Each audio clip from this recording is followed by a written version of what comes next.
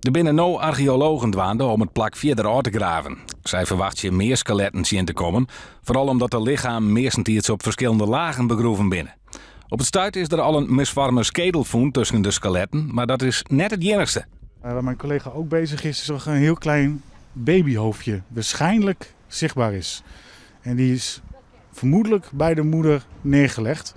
Maar dat zijn nog dingen die we moeten onderzoeken. Maar dat is nu al een behoorlijk resultaat na 1,5 dag graven.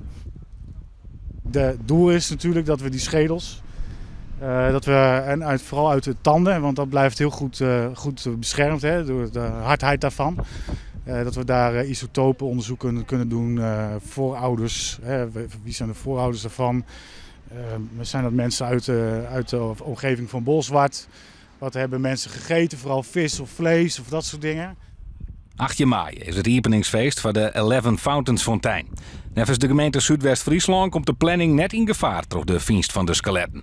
Zoals ik het zocht net. Nee, we doen dus uiterste best om ervoor te zorgen dat de archeologische waarden gewoon op een goede manier eruit halen wordt en dat daarna de fontein verder aanlezen worden kan.